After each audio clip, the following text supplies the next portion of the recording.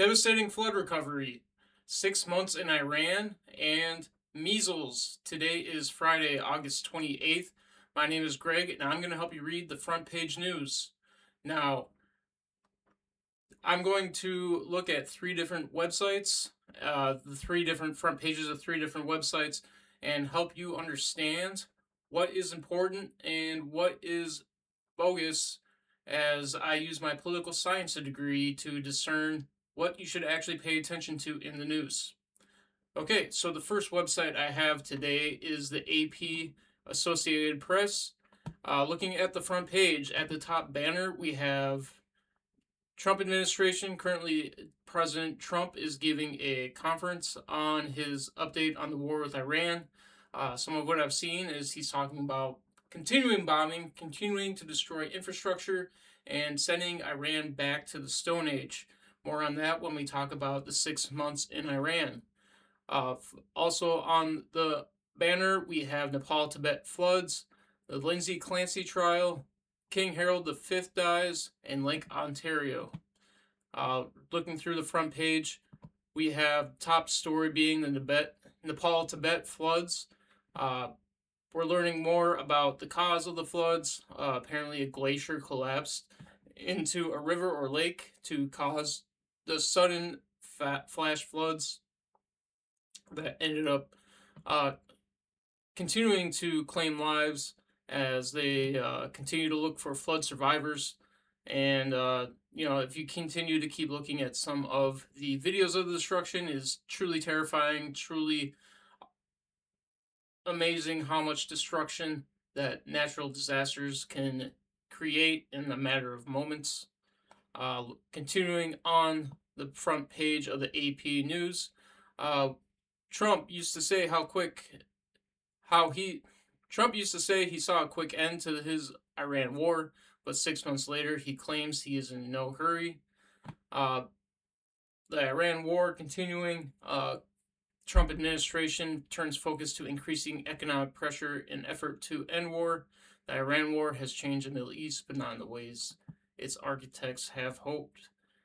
Also on the AP News Morning Brief, can Trump actually change Lake Ontario to Lake America?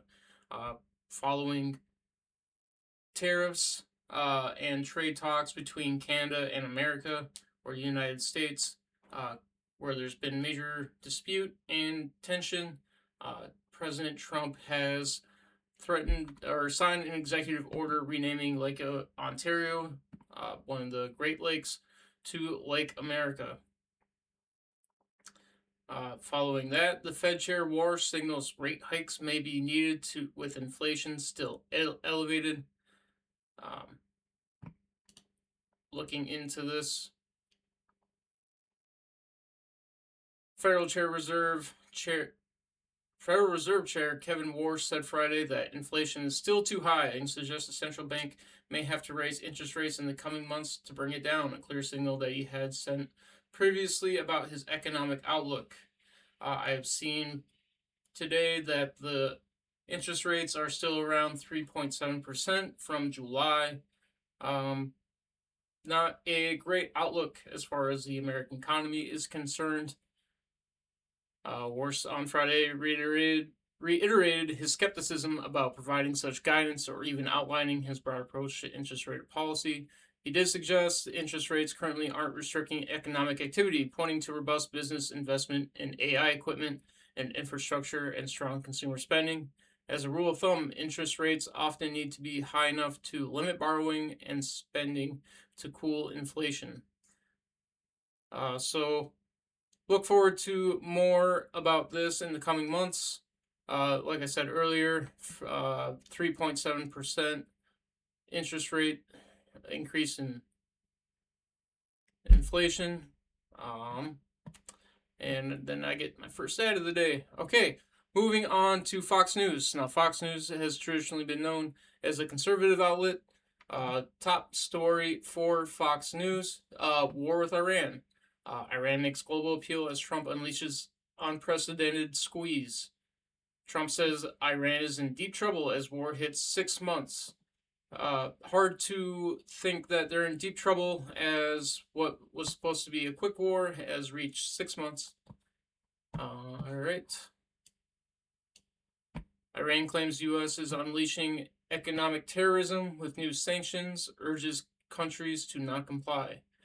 Iran's foreign ministry released a statement claiming the Trump administration is launching a new wave of economic terrorism against Iran under Operation Economic Outcast.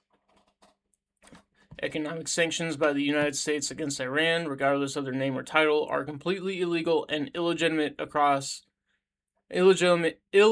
actions that violate the United Nations Charter, international humanitarian law, and human rights, the statement read. On this basis, all countries are obligated to refrain from implementing such sanctions. Also, in the address that I saw earlier from President Trump, is he was calling on NATO to do more to help with dealing with Iran and opening the Strait of Hormuz.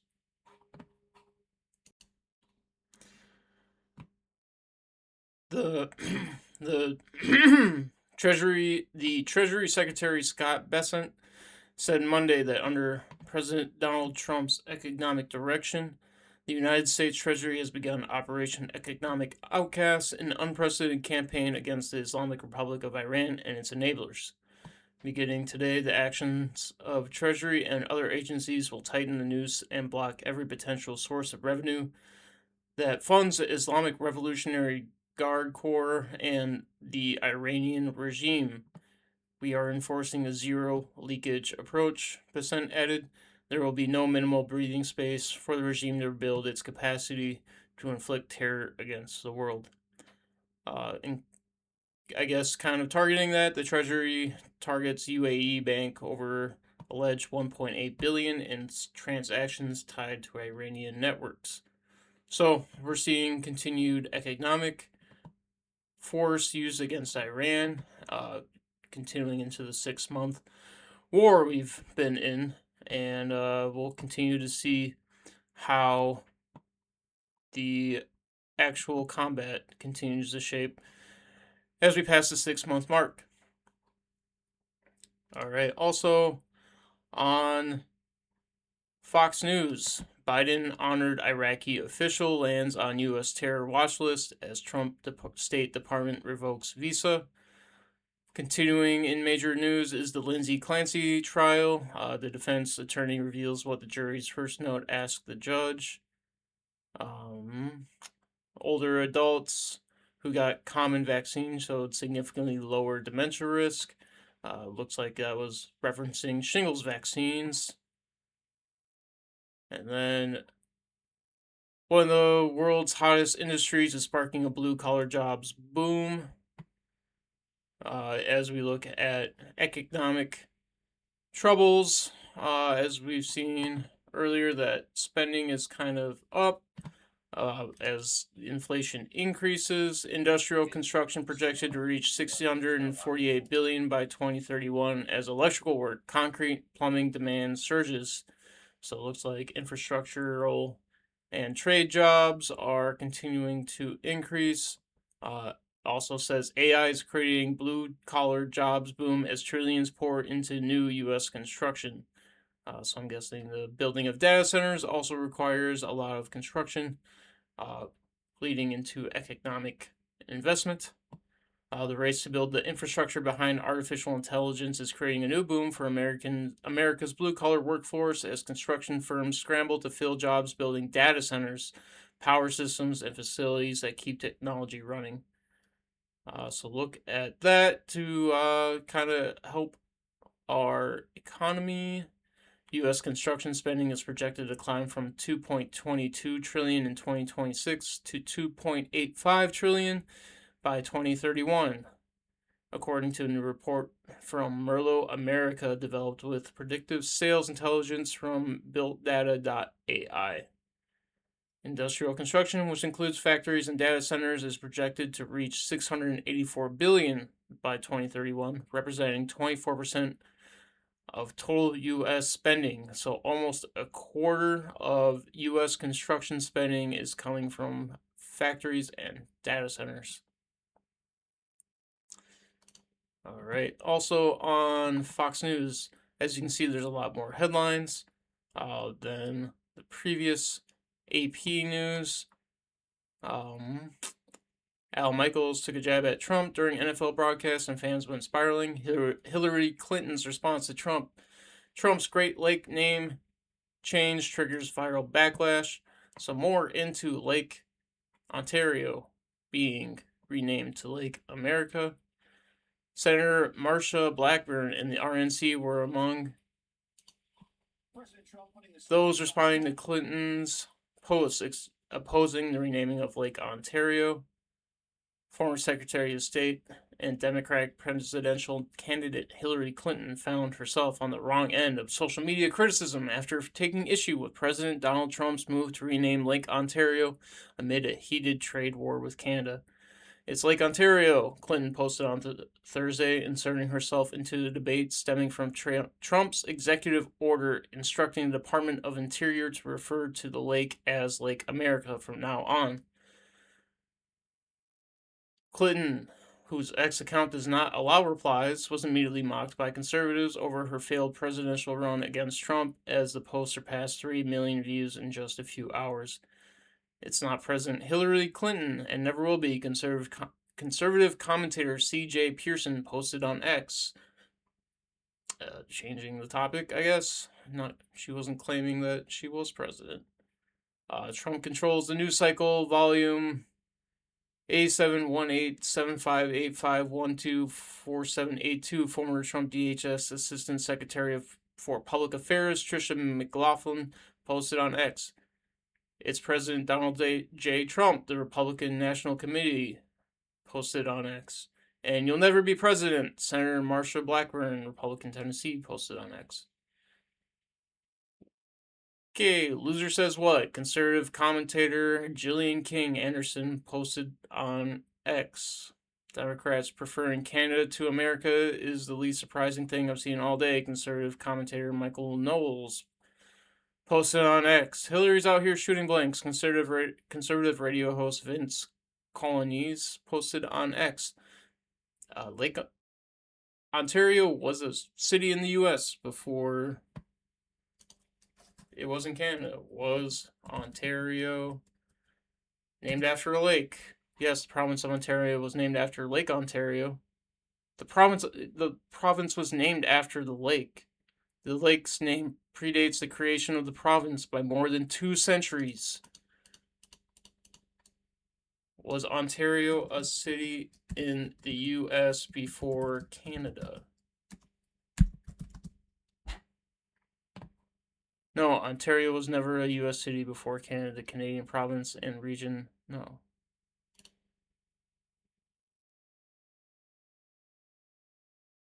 Alright, well, I guess I was misled by that. But apparently the name Lake Ontario predates this province of Ontario. Anyway. Okay, moving on from those shenanigans. Socialist brags about newly renovated crosswalk. Critics immediately notice an issue. Socialist mayoral candidate ignites online mockery for touting basic city service. The councilwoman's celebration of her infrastructure win came off as a parody. Critics mocked. And that's an ad. Los Angeles councilwoman's celebration of a newly painted neighborhood crosswalk has drawn online mockery after critics seized on the months-long timeline and glossy street infrastructure rollout for what they said amounted to a basic city service. I think this is literally just about a sidewalk. Okay. Anyway, that's Fox News. Important stuff. Moving on to MS Now, formerly MSNBC, a traditionally liberal news network. Some of the things on the banner: what is important, trending now, live updates, March on Washington 2026, Iran, war 6 months later, also in the news, Lindsay Clancy trial, and Lake America. So, following similar headlines in other news sources, something that I noticed that I wanted to point out about MS Now is if you look at the top 4 Articles. Top left here. The reason Trump fell into the Iran quagmire is the reason he can't climb out. Opinion. RFK Jr. accuses Shapiro of lying about measles deaths is truly galling. Opinion. Americans deserve the truth about measles vaccines. Opinion. So, the four top articles on the website are opinion pieces. So, might have to start actually looking for a liberal news outlet that wants to post news stories first. Because down here we have RFK Jr. praised Lancaster County's low vaccine rate in 2021. Now, 2 people have died from measles. So, clicking on the first news article from MS Now, there have been 393 confirmed cases of measles, and they make it unreadable unless I'm a member. Your free access is limited. So much for news. Alright, well, I am done with MS Now. That's ridiculous. March on Washington 2026. AOC and Bernie Sanders to address Lincoln Memorial Rally. Something we haven't seen on the other news websites. Follow today's Defend the Vote rally at the Lincoln Memorial with speeches by the Reverend Al Sharpton, Representative Alexandria Ocasio-Cortez, Senator Bernie Sanders, and more. What to know? The Reverend Al Sharpton, founder of the National Action Network and MS Now host and Coalition of Voting Rights activists, are hosting a rally at the Lincoln Memorial today, marked the 63rd anniversary of Martin Luther King Jr.'s 1963 March on Washington. The Defend the Vote rally is aimed at promoting election integrity, among the other issues, as concerns mount over voter suppression efforts by President Donald Trump and his allies ahead of the November midterm elections. Civil rights and Democratic leaders, as well as progressive stars, are expected to speak at the event, including Martin Luther King III, Senator Bernie Sanders of Vermont, and Representative Alexandria Ocasio-Cortez of New York. The march comes as some states have withdrawn congressional districts largely to benefit the Republican Party, erasing some Democratic and black majority seats. The U.S. is also facing economic woes as the cost of food and other goods have increased and gas prices have soared since the beginning of the U.S. war with Iran. Okay, so, I mean, it's important to follow, major demonstrations, major group protest. Common Cause president calls for people to become election protection volunteers. Virginia K. Solomon, the president and CEO of the nonprofit Common Cause, urged the crowd to become election protection volunteers to help ensure voters get to the ballot box and cast their votes. Indivisible leaders warn that U.S. democracy is under threat today. Leah Greenberg and Ezra Levin, co-executive directors of the progressive grassroots organization Indivisible, pointed to the United States history of legalized racism and segregation as they warned about erosion of civil rights today. So, a lot of talk about protecting the vote, a lot of talk about how there's a lot of congressional redistricting, both sides kind of concerned on different issues as far as to what is affecting the integrity of the U.S. midterms. Attendees say they want to see Democrats fight for their votes. March attendees said they want to see one thing from elected and potential Democratic officials: a fight for their constituents. I really want to see them fight, attendee Jackie Lasson told MS Now. We keep hearing they want to follow the rules. What rules? There aren't any rules, and we're very clear on that now. Jeff Luther, a 70-year-old attendee from Roswell, Georgia, said Democrats need to stand their ground. He said, as voting rights come under attack, it is imperative that Democrats step up. Obama's education secretary urges voting rights advocates to focus on disenfranchised groups. Arne Duncan, who served as Secretary of Education under the former President Barack Obama, said voting rights advocates must focus on helping those who have been most disenfranchised. Marchers tell MS Now that they're protesting Trump's voter suppression efforts. 63 years ago, Martin Luther King Jr.'s I Have a Dream speech was a catalyst for the eventual passing of the Voting Rights Act of 1965. Earlier this year, the Supreme Court voted to limit the scope of the decades-old legislation. The significance of that timing isn't lost on people gathered today. Okay. Stars and Stripes journalists allege Pentagon retaliated against them in lawsuit. And then opinion piece. Abandoned migrant children become latest victims of Trump's deportation agenda. And also we have Norway's King Harold V dies at 89 and his son becomes king. So those are some of the top stories from MS Now. Then it goes into midterms 2026. Trump wants to spend big bucks to make the midterms all about his favorite topic, opinion. Mattoblog opinion, discussions. Yeah, I'm really gonna have to try and find a new liberal website because MS Now is actually just a lot of opinion pieces. Not to say that, Fox News doesn't tend to have some opinion pieces, let alone ad and clickbait titles. So yeah, that's the news. Inflation increasing, people continuing to help rescue and find flood victims in Nepal and China. Iran enters 6th month of the war, and Lake Ontario, maybe Lake America soon, just like the Gulf of Mexico became Gulf of America. So, yeah, stay tuned. I'm gonna try and keep this a regular update as I try to make more videos. What was important today? What didn't I cover? What do you think the news isn't covering? What news sites do you use? What do you find to be the most reliable source of news? Go ahead and let me know in the comments. Thanks for tuning in. I'm Greg. Have a good day.